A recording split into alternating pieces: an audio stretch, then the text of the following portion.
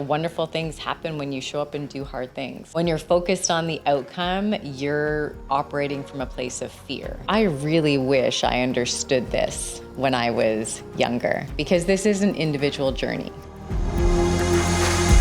Hey everybody, I'm Brian Hogman here with another episode of the Brick House Podcast, where we're elevating you financially and emotionally. And I'm super excited to have Sharon Gallant here. Sharon is the founder of FAB, Fit, Active, Beautiful. It is a great foundation, which is educating, coaching, goal setting, really, for young girls to run their first 5K race. Yes. And really, you have such an amazing story as well, too. And I think we were talking for about half an hour before this even started about your story. And I'd love to talk more about your background, what got you to where you're at. But first, let's talk about running. Let's talk about running, because I'm it's a journey I'm on now. I was telling you, I'm super excited to run my first Around the Bay race. So I think I'm doing amazing running my first 30K, and I'm listening to you running half Ironman and full Ironman. Right. Tell everybody what that is, because I didn't even fully comprehend what an Ironman is. Sure. Well, we'll start with the full. Yeah. It is just under a 4-kilometer swim, followed by a 180-kilometer bike. And then you get off your bike and you run a full marathon. So that is the full Ironman. And then a half would be half of that distance. And how long does that take when you end up doing a full Ironman? It's taking you how many hours to complete that? Really depends on the course and the day, but generally I've done, maybe 10 or 11, 12, and my average is probably about 10 and a half hours. Participants have up to 17 hours to finish. So there's a full range. You're out there on the day with the very best in the world professionals. It's one of the few sports that you do actually get to line up on race day with the very best in the world doing it for a living. And then, general participants have up to 17 hours to do that. We talk about goal setting in business. We were talking about that as well too. And it's like, I have such a limiting belief that that's even possible. Where did you start to think that you could do something like that? Did you wake up? How did you think, I'm going to do an Ironman? Where did that even start? I have a moment of, I don't know how old I was, maybe 5 or 6, maybe 7. But I remember sitting on my living room floor as a young person watching Ironman Hawaii unfold on TV. And I didn't know what a triathlon was. I certainly didn't know anyone that was doing triathlons, but it really did capture my imagination. And I think a little seed was planted, because it was just something that one day I knew I wanted to do. And then, like most childhood things, you sort of put that away and you get on with life. And then I started running around 26, 27. And within a few years of that, I had met somebody who was doing Ironmans and triathlons. And I thought, oh, yeah, I wanted to do that. So I felt pretty confident in running at the time. And so without ever having done a triathlon, I signed up for a half Ironman, which is a huge jump. Most people massive. Start with sprints, and bought myself a bike and got to the pool and got to work. And I actually bought a book. So when I started running, I bought Jack Daniel's running formula, and that was my Bible. I was basically self-coached, and I read the science and executed on it, and that's how I got into running pretty seriously. And then, so when I signed up for my first Ironman, I bought a book. And I trained myself to the book. That's wild. Well, I think it speaks to your character, right? When you end up seeing that. What would you say for because and we'll talk about more FAB too, but what would you say to people even me having a limiting belief where it's just I don't know if I could do that. I see what it takes to do 30. what do you tell people, or what did you tell yourself, or did you ever have something where you're like, oh my God, I don't know if I could do that? Because I hear a lot of people say this, and I even told it to myself a long time ago when I was a little bit more overweight and I was a little bit bigger. I used to say, my body's only built for 5K. Yeah. Like, and that was such a bullshit thing that I told myself. Yeah. But I believed it. Well, I don't know. Maybe it's fear-based. So I think what you've just said, or what you've just shared, is what I would share back to you, which is, you once thought 30K. So we just talked about the fact that you just did your first 30K. So you once thought 30K was just out of reach for you, that your body wasn't built for that. So I think reminding people of the things that they have done and how far that they have come is really powerful. Yeah, we often forget, right? We often Absolutely. just discount our previous wins as not enough or whatever and move on to the next one. Yeah. Interesting. And I coach women now. So I'm a coach for female triathletes and runners. And I really encourage them to celebrate every win. And I do myself, whether I'm having a hard workout that I'm not sure how it's going to go. When you get up and you show up and you do the work, it's a win. I love that. I always, I'll often say to our team, take your right hand and pat yourself on the left shoulder. Like, give yourself a little tap. Yeah. What do you do to celebrate a win? Because I think we have a pandemic of not knowing how to celebrate a win. What would you do? Because it doesn't have to be a big party or anything else. What would you do? Yeah. Honestly, my win is just feeling a deep sense of pride. That's how I celebrate. I acknowledge the moment. This morning I had a hard run around Gage Park. I wasn't sure how it was going to go. And I worked the process, and I didn't let fear hold me back. I was willing to fail. I was willing to give it a go. And today it worked out well, but I always finish those, whether or not it didn't go as I would have liked it to have gone. I always walk home a little bit taller. Oh, I love that. Yeah. And it's a really great way to start the day. Like, when you get up and do something hard, whether it was emotionally hard or physically hard, that is self-subscribed, like nobody's making you do it. You get up and you go out in the dark. Yep. And you do hard things. There is just a sense of knowing and confidence that comes from that. And I think that's incredibly powerful. I agree. I love that, because I think what you can accomplish that day becomes all the more. Yeah. Right. And winning doesn't look like, I think, how other people describe it. Sometimes you think a win is a party, a celebration, monetary, materialistic, but a win, I love that you said, is just a deep sense of pride, like a deep sense of satisfaction in yourself. Yeah. So let's dial back. Let's hop into the time machine and go back in time and what made Sharon the powerhouse, the woman that you are today? Because I know that not everybody's childhood's perfect. I know yours wasn't either. So tell me about growing up, what that was like. Yeah. So I have 5 siblings. I know one of them. Yeah. So I come from a fairly large family, grew up in Rexdale, lived in a tiny co-op home. I don't know how we managed to do it, but it was less than 1,000 square feet, and we were all in there. Wow. And life was really joyful as a very young person. So I have memories of all of us being involved in as many sports as we could be involved in. And, in these spaces, you really develop a strong sense of self.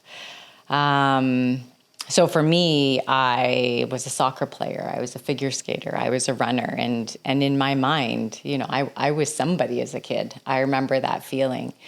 And then, life happened, I guess. And we, started to sense things were changing in our household. And, there was secrecy and just stuff that as kids you weren't really sure what was going on. But it became apparent by about 13 that things were not well.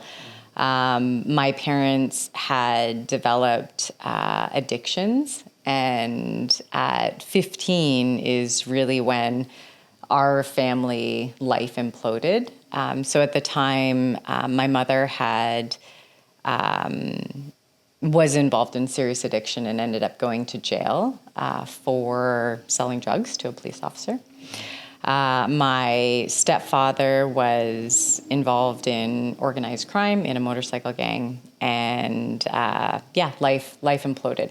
Wow. So when my mom went to jail, my younger siblings went to Israel to live with an aunt and uncle who were serving in the United Nations at the time. And my brother and I stayed at home. It was it was a bit chaotic. That's a big shift, right? Like a big shift. And I guess did you make any decisions at that time, or did you make any kind of like any beliefs at that time? Did that start getting anchored at that time? Because everything was good, and then it wasn't. Yeah, I think when I look back, I always had a very strong sense that the chaos that was surrounding me is not what I wanted for my life. And even as a young person, I made an interesting choice in high school to apply for, to go to Etobicoke School of the Arts. I wasn't incredibly artistic or creative, but I wanted to be away from our surrounding. And so, I applied, I got accepted, and, I traveled an hour and a bit to get to school every day on my own. So I think, somewhere deep down was this sense that this is not what I wanted for myself. But it took a long time to get somewhere different. So when my mother was in jail, I found my stepfather near death. So he had overdosed. And I had to call 911 and get him to the hospital. And after that, he had gone to Israel to stay with my aunt and younger siblings. So my brother and I were left home alone. Oh, wow. I have no idea. Was this younger brother? Older brother. Other brother. So just the 15, two of you left at home. He was 17. Yeah. Wow. And when my father came back, I had actually gone to Israel. And when I came back from Israel, it was on my 16th birthday. I just moved out, and I was like, I can't do this. So I moved in with a friend. Very shortly after that, I ended up in a relationship that was really confusing and not very healthy, and almost immediately found myself isolated from friends and family, and I had stopped running and had dropped out of school, and became very isolated. And very shortly after that, found out I was expecting my daughter. Wow. It's very amazing to see the things that, the things that happen to us. It really can be a powerful pointer as to what you don't want. Right. Yeah. And I think that's just as important as finding out what you do want. Yep. Right. And it's funny how it went polar opposite, right? Yeah. From who you were, went the opposite direction. But then I know too, obviously we're sitting here today with great things that have transpired. And I think a lot of times those things, those adversities are what make us. They're hard to go through, but they're what make us, right? Yeah. And then so when you were expecting, what did you do after that? Because I find that would be a situation I find that probably a lot of young girls might find themselves in today. And what do you do? Yeah, well, you put one foot in front of the other. Fair, so it took me, a few years to find the strength to end the relationship that I was in. But I really desperately wanted something different for my daughter and myself. And so that was really the motivator. So I I went back to school. And at the time, I sort of looked around and I thought, well, I don't have the ability to go back and get a degree. So what can I do that will allow me to get a job and pay for rent? And I came across a legal administration law clerk course, and I thought, oh, amazing. Like, if I can do that, like, I will have arrived. Like, yeah, totally. I didn't think about dreaming bigger than that. And so, yeah, went back to school. Before I had finished school, I walked my resume into a law firm and got a job, and yeah, the rest is history. You know, it's almost like it's meant to be, it's up to me. Like you kind of like, just like you said, you put one foot in front of the other. No one's there to save you. It's kind of a harsh reality, but you just made it happen. You never ever were a victim of anything by the sounds of it. Yeah. Even though terrible things happened. Yeah. You never were. Yeah, no, I never felt that way. And I always, I do remember feeling an incredible sense of freedom when I saved enough for first and last month's rent and moved into a basement apartment. Like, I remember that being amazing. Yeah. Like, that wasn't a hardship to me. It was hard. And I didn't know how we were going to pay for groceries every month and do the things that we wanted to do. But with that also came, a real sense of empowerment as well. Like, okay, so this is it. This is on me. Let's go. Yeah. And I think that really started ripple effect in your career too, right? Because I know from that first job and that basement apartment, then you're able to launch into other, because I know you got into corporate finance as well too, right? So tell me about that leap where you ended up going from, because sometimes I think, and I see people all the time, they think they've arrived. Mm-hmm. It's like, okay, everything's great. Everything's good. But you arrived into a safe place, your own apartment, a good job, but you still wanted more. Yeah. Well, that first job, so I did move into a basement apartment, but then I also bought my first condo at 23.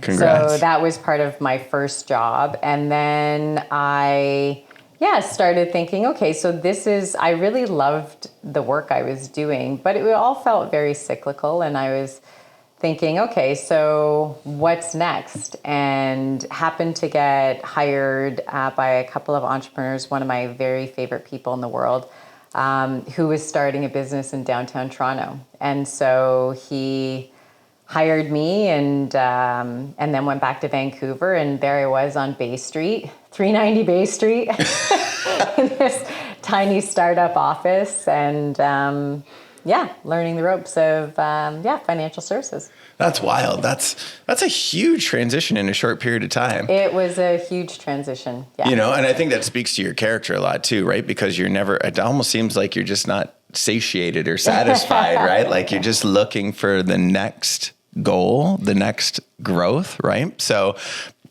I know, getting to FAB, because I want to talk about FAB as well too, where it's like, there's a turning point for you, right? Because I think that when you're looking into the corporate world, I see lots of people in our industry as well too, they're looking for more and more and more. You think that's kind of what's going to fill the gap, but it didn't, right? Yeah. Because you had great success with going in that route, but then you hit a point where you're just like, you know what, this isn't fulfilling. Yeah.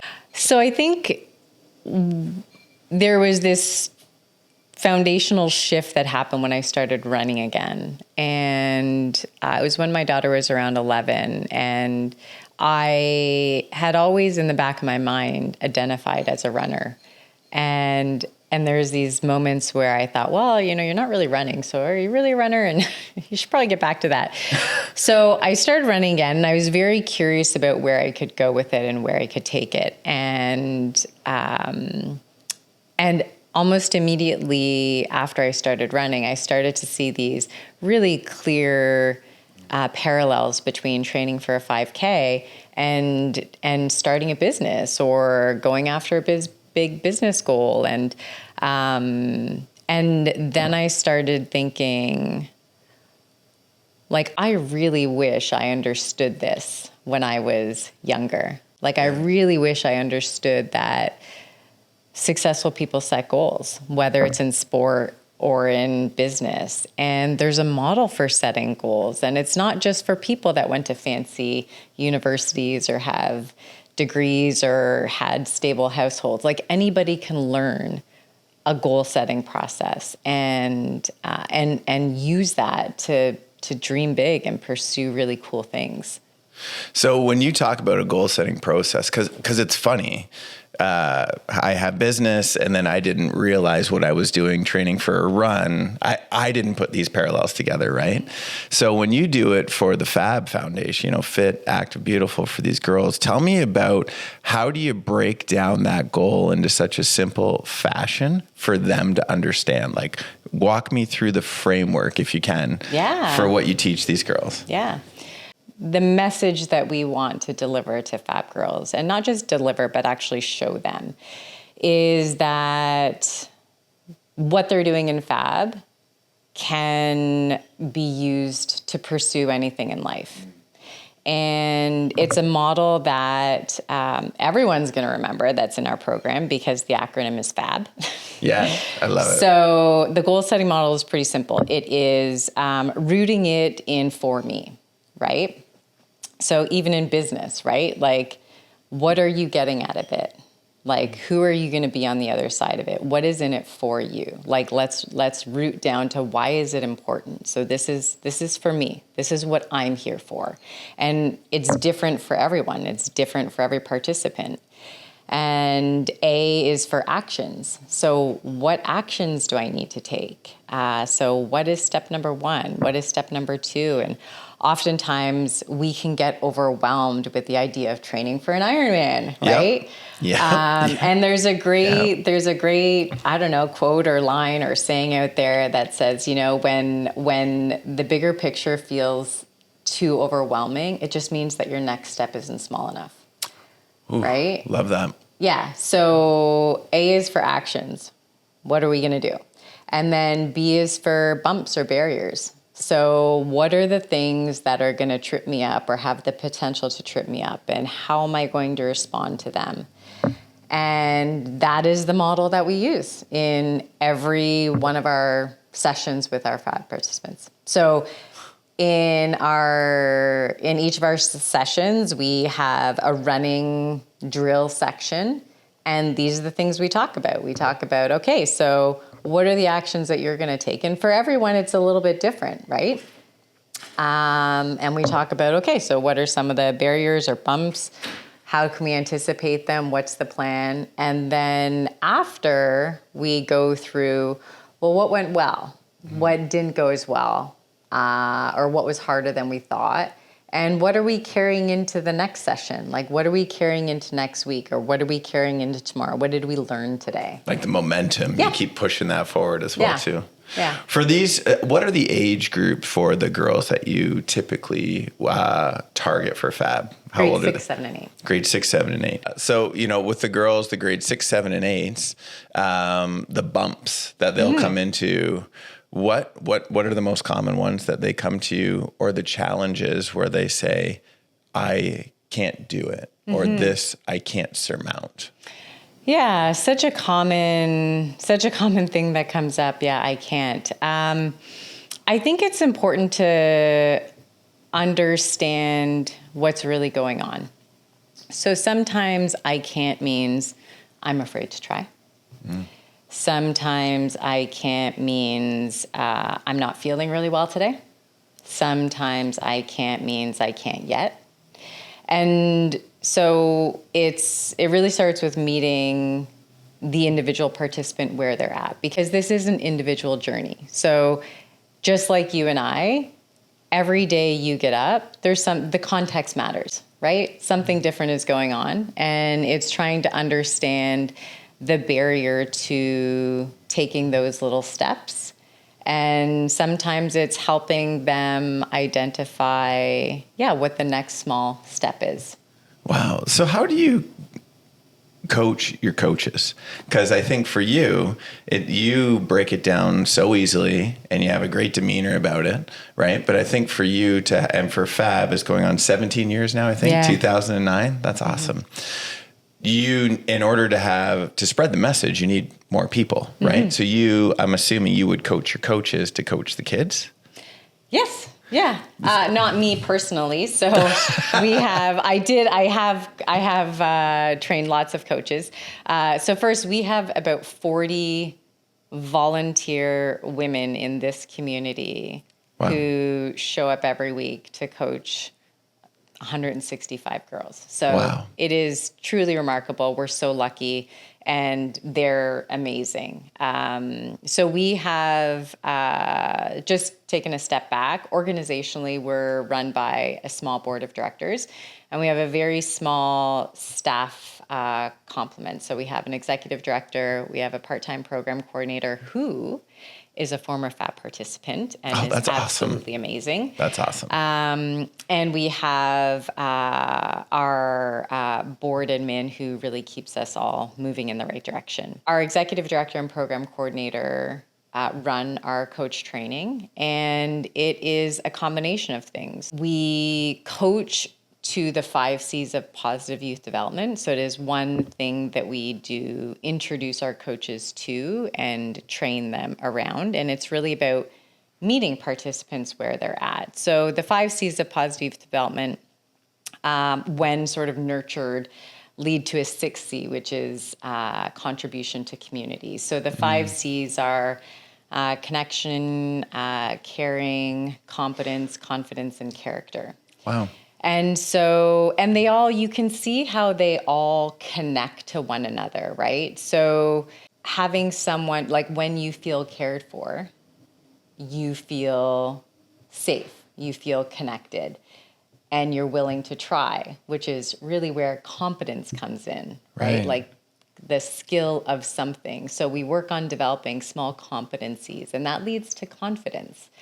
Right? And so, and even then caring for each other in a supportive environment where you're good to cheer people on because you're in your own lane and they're in their own lane and we're all in it supporting one another.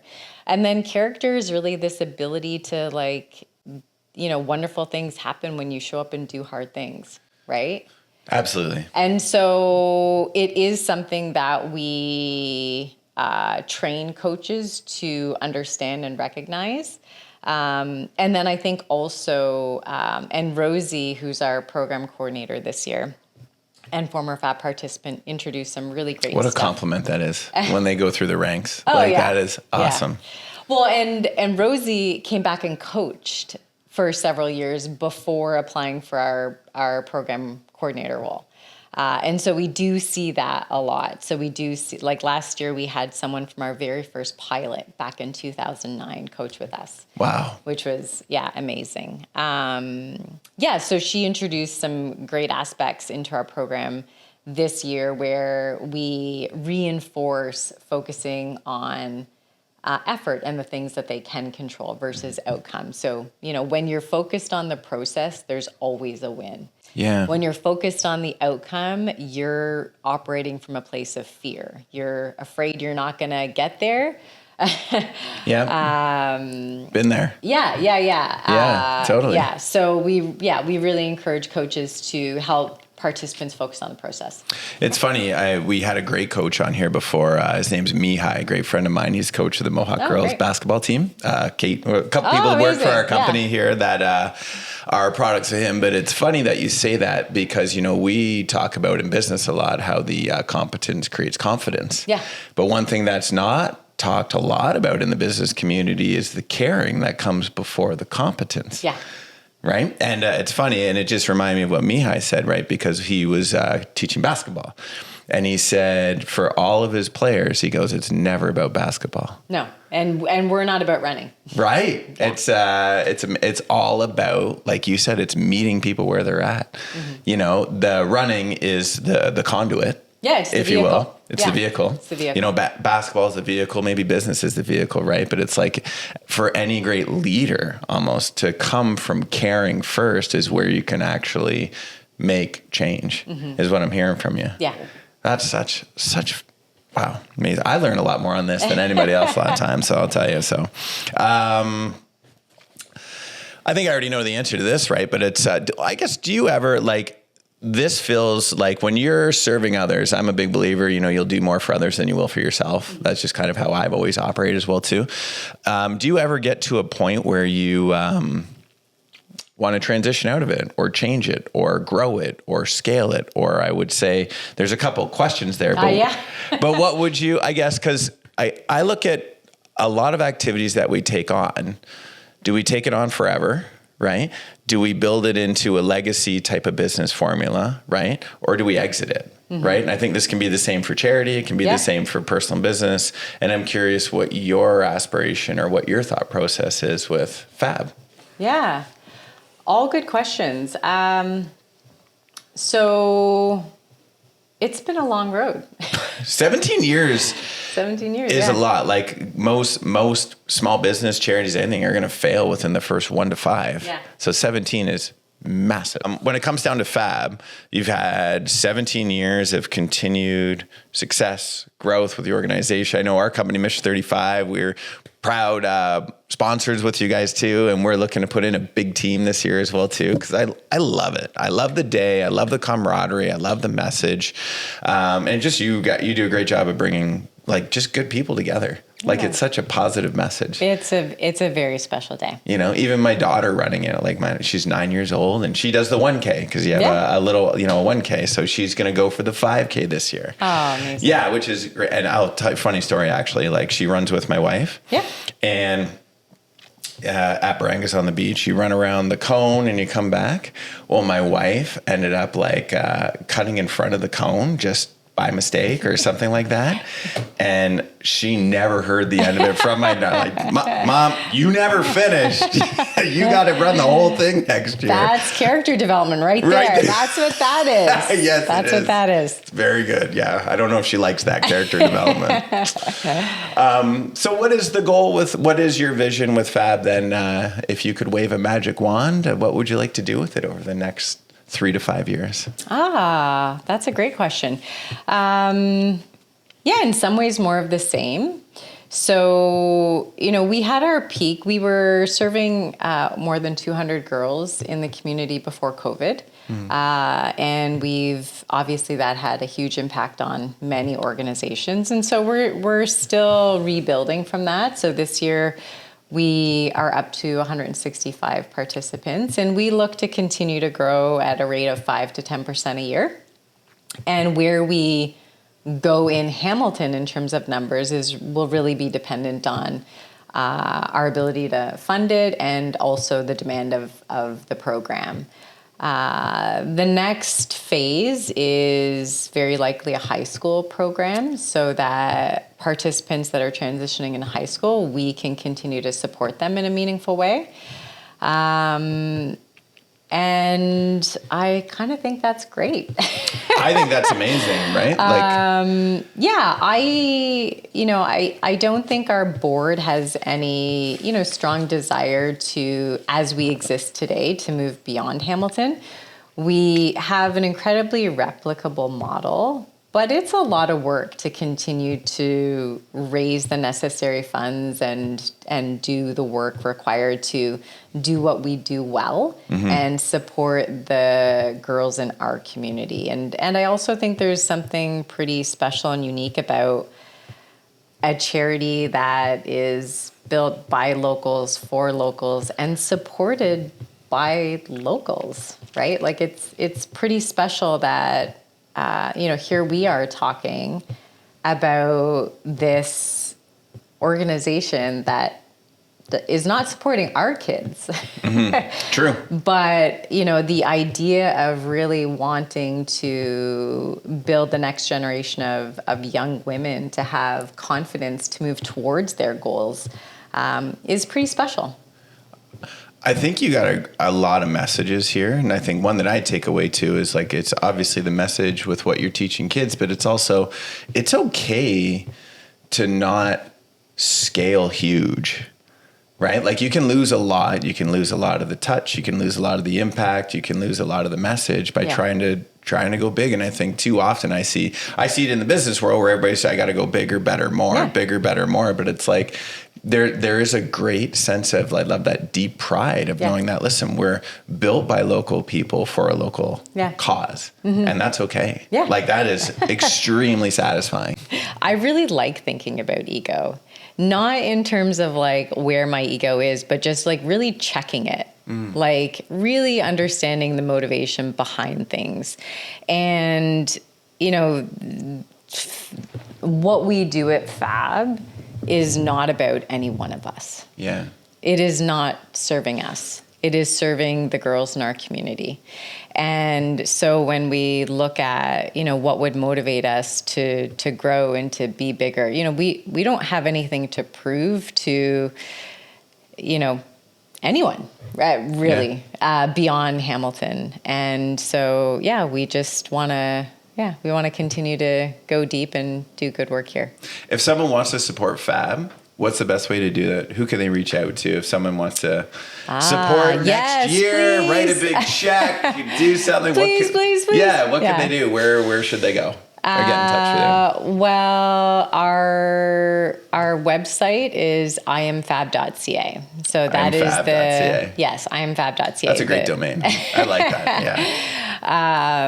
Yeah. Well, it's also fun when you give out your email address to people. when you have to spell it out, and there's lots of good conversations that pop up that way. Sharon at iamfab. Sharon at iamfab.ca. Okay. You've already had the conversation before you give it out. Okay. That's funny. Yeah, but also June 20th, right? I don't even know if we got into really what FAB is, but we challenge girls to take on a 5-kilometer run. And we use it as a great opportunity to teach girls how to take a huge goal, like finishing a 5K, and break it down into manageable baby steps. And so we have a whole support system. Not only is it a free program, we also provide free transportation and entry into all of our program events. Every participant ends up with a brand new pair of running shoes, healthy snacks, a goal-setting journal, training shirts. So we really are funding sport for 165 girls in the community this year. And so that is what we do. And so June 20th is the culminating event. It's the 5K that not only our participants are training for and will line up for, but we invite the community to do the same. We encourage the community to dream big, live big. And so anyone around, we'd love to have them out. Well, you know what we've taken from that, because I've through my daughter, been part of it, and through mutual friends, and we've got to know each other. And so we have a 5K fun run that we're training for FAB. So we do it on the first Wednesday of every month. Amazing. We bring out everybody, and we're encouraging them to join our team that we're putting in for FAB to raise as much money as possible for it. But thank you. It's, you are who you surround yourself with. Right. And I think it's funny, the running community, the athletic community and all that, there's a great message when it comes down to health and goal setting. Two very, very important things for anything in life. Yeah. Right. Kudos. Anything else that you want to add about FAB? Anything else that you want to, that we haven't covered? I think we've covered most of it. Yeah, I think we've... Yeah, I think we did. Yeah. Okay, just a couple questions for you. I'm curious, what is one book you recommend to everybody? I'm a big reader. I love to read. Yeah. Do you recommend books to the girls, or what's one book that you've read that has just resonated with you? In the spirit of the conversation today, so I do read. I do recommend books to people. Context matters. True. So in the spirit of this conversation, leaving Microsoft to change the world. So it's the story of John Wood, and he was a senior executive at Microsoft who happened to find himself in Nepal on a trip and had made a commitment to a local village to return with books. Oh, wow. So he recognized there's a bit of a book desert in that area. And so he made a commitment to bring back books and kind of went back to Microsoft but just kind of like had this thing out there. And so he returned with some books, and that led him to, like pivoting big time. So he left Microsoft, started Room to Read, and that is a not-for-profit organization that ended up getting books into the hands of millions of kids. Wow. But for me, what it did for me at the time, and I think it, we touched on this as well, is it, so it was a bit comforting to me because I read it shortly after I pivoted. But I think it encourages us to re-examine how we define success, and purpose and impact, and really what is it that we want to be doing while we're here. I love that. Often in my world, we see money as a scorecard, and there's so many other boxes on that scorecard of life that are way more important. Yeah. Last one for you before we go is, you end up instilling a lot of character development in people. What's the one skill that you feel people can grow to have a successful life, if you had to pick one? Oh, just one? Pick one. Just one? Pick one. So there's a lot that come to mind. But if I had to pick one, I really admire people with discipline. The ability to do things when you don't want to do them. The ability to do hard things that you're not sure how it's going to work out. Just really leads to so much. I mean, consistency is key. Right. And so discipline, kind of removes the emotion of motivation, and you just do it anyway. And so I have deep admiration for discipline. Sharon, thank you so much for sharing your story. Thank you so much for being here today. And please make sure you go to I Am Fab and give them some money. Okay. Thank you. Thanks so much, everybody. Have a great day. Thanks for tuning in today.